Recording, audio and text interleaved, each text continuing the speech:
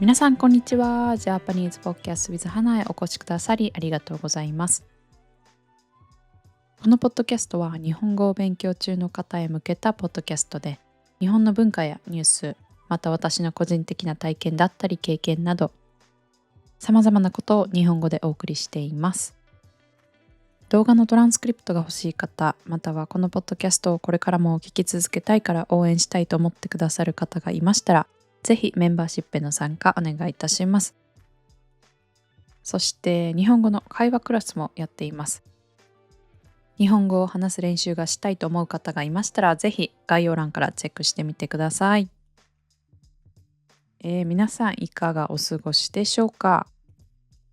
今回は日本の春についてお話ししていこうと思います。だんだんね、やっと春を感じてきました。確かに夜はまだ寒いんですけど、日中お昼になると少しだけ暖かくなって、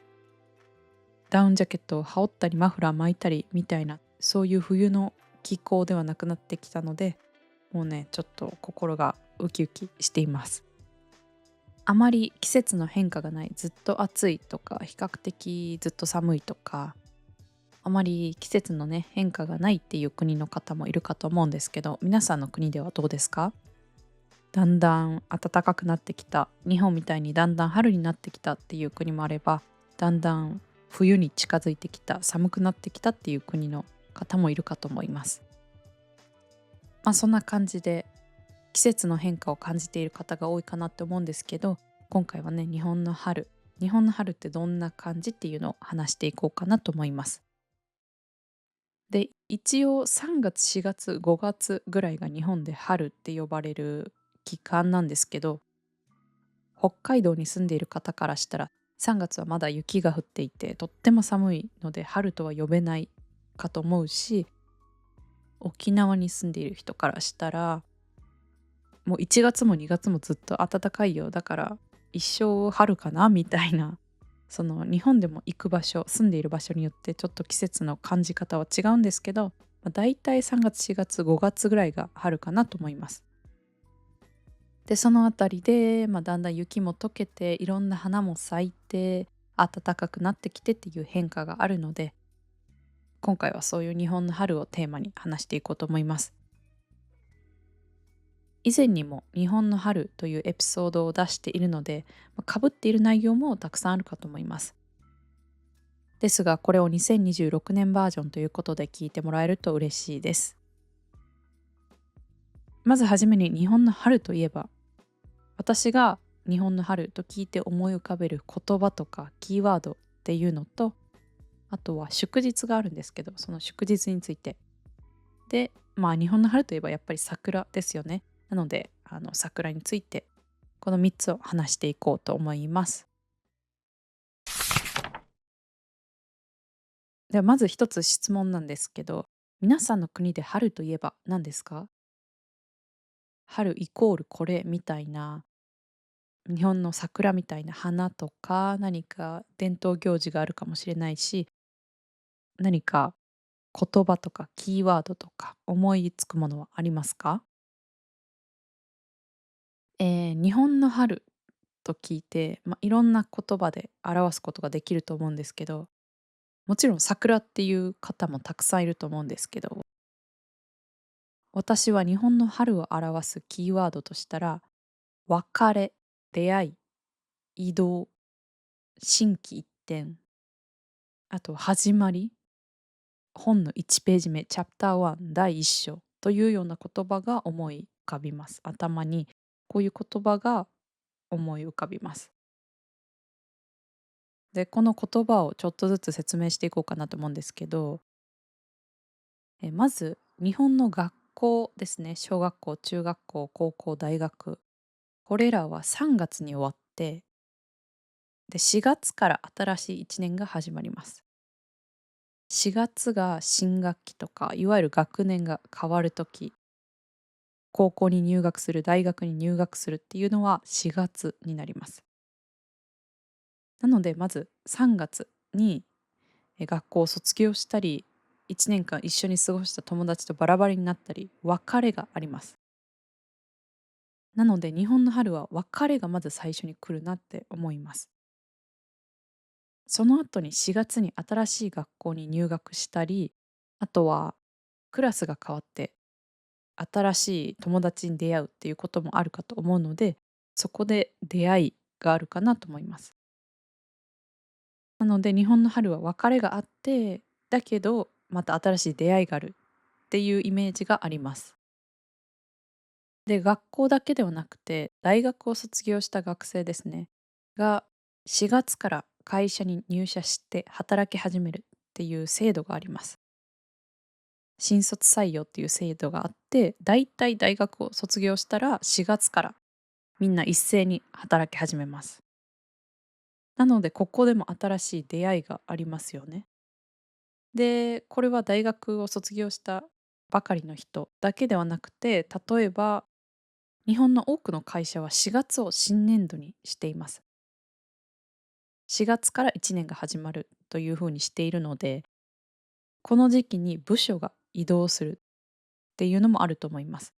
部署が移動するっていうのは、例えばマーケティングの部署にいたけど、人事部に移動するとか、日本の会社ってマーケティングの人はマーケティングで雇われている場合もあると思うんですけど、そうではなくて、マーケティングをやっている人も人事部に移動したり、または会計の部署に移動したりとか、いろんな移動があります。こんな感じで、会社内、会社の中でも、仕事が変わったり、やる内容が変わったり、一緒に働く人が変わったり、上司とか部下が変わったり、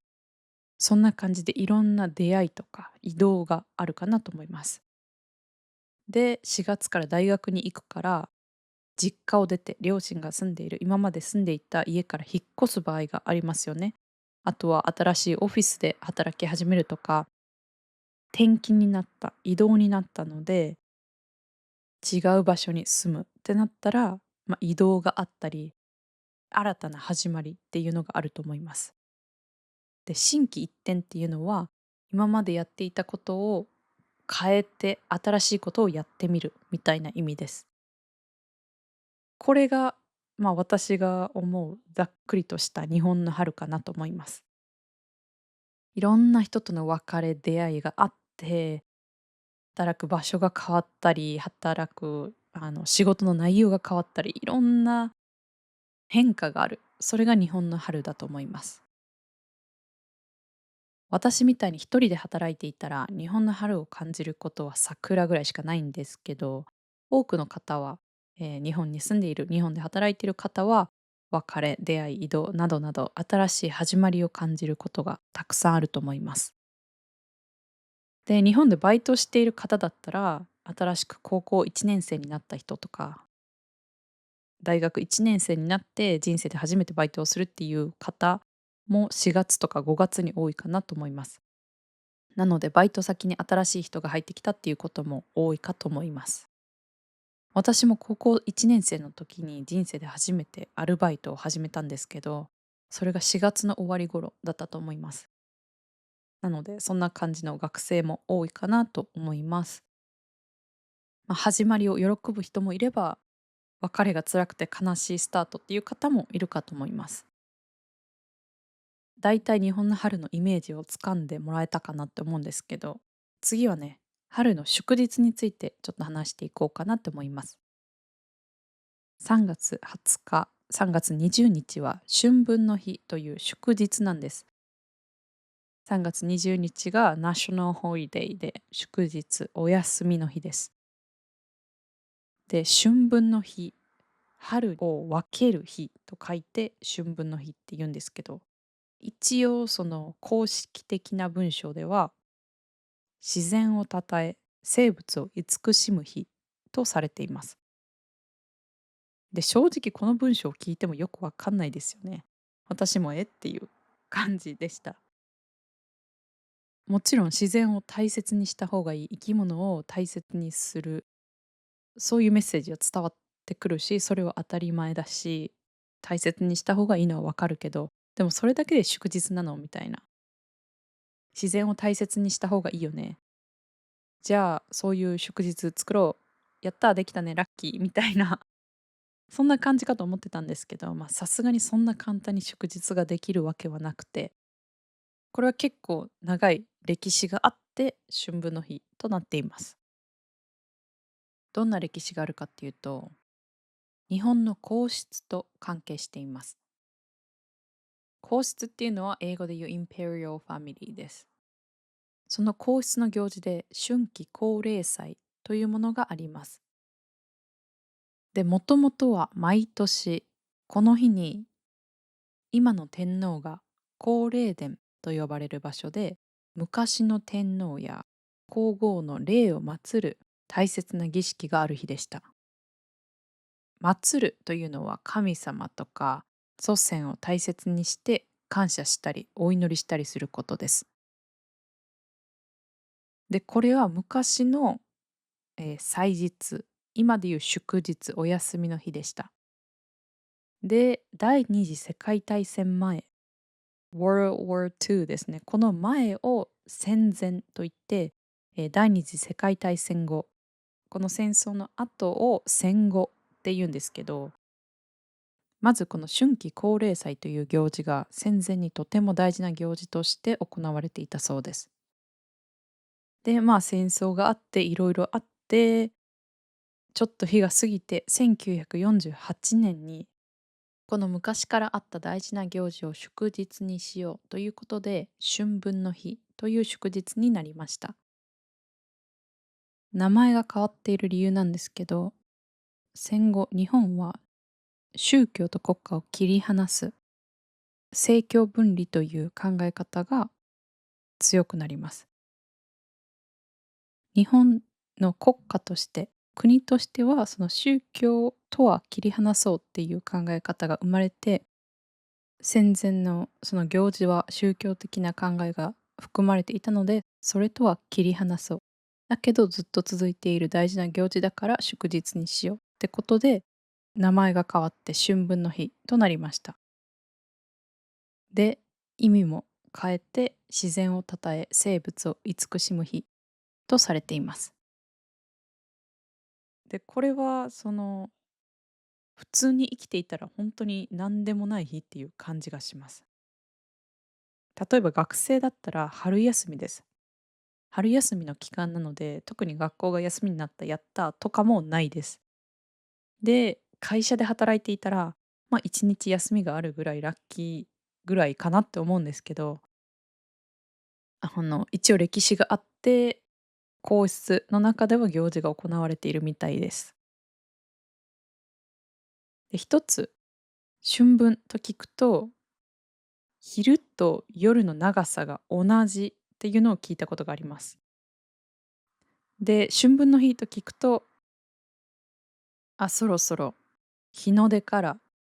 日が沈むまでの時間、太陽が昇っている時間、こっちの方が長くなるので、で、夜の時間の方が短くなるので、春分の日が来ると、これからだんだん夏に近づいていくんだなという雰囲気があります。で、この昼と夜の長さが同じっていうのがなんかよく聞くんですけど、実はね、違うみたいです。春分の日が来る頃にはちょっとだけ昼の方が長いみたいです。で、日本という国の中で時差がなくて一つのタイムゾーンを使っているので、北海道に住んでいる人、東京に住んでいる人、沖縄に住んでいる人からすると、日の出の時間とか夕日の時間はちょっとずつ違うので、昼と夜の長さが等しいっていうのは、東京時間に合わせて言っていると思うんですけど、もしこれを聞いてくれていて、日本に住んでいるってなると、春分の日が来ると、そろそろ昼の時間の方が長くなってくるんだなって思っておいたらいいかなと思います。これが3月にある祝日でした。春分の日、春の日みたいな感じの名前で、自然を称え生物を慈しむ日ってなってるんですけど、元をたどれば皇室の行事から来ていて、その長い大切な歴史を残そうとした祝日になります。では最後に、日本の春といえばやっぱり桜ですよね。なので桜について少し話していこうかなと思います。基本的には桜は春に咲く花ですが、実は桜って何種類もあります。めちゃくちゃ種類があります。なので、その桜によって咲く時期が少しずつ違います。日本に一番多いのはソメイヨシノという桜で、ちょっと白っぽい薄ピンク色の、いわゆる皆さんが想像する桜です。これが一番多くて、本当にどこにでもあります。小さい公園とか、なんか大きめのアパートとかマンションの広場みたいな、そのマンションの前に植えてあったり、あとは学校とか、私の小学校、中学校にもあった気がします。あと高校にも桜が植えてありました。あとはなんか川沿いとかですね。本当に桜ってどこにでもあります。そのぐらい日本では、日本イコール桜とか、春イコール桜っていうイメージがあるんですけど、そんな感じでどこでも見られるのが桜です。で、その一番多い桜はだいたい3月の終わりとか、場所によって違うんですけど、3月から5月頃にかけて桜が咲きます。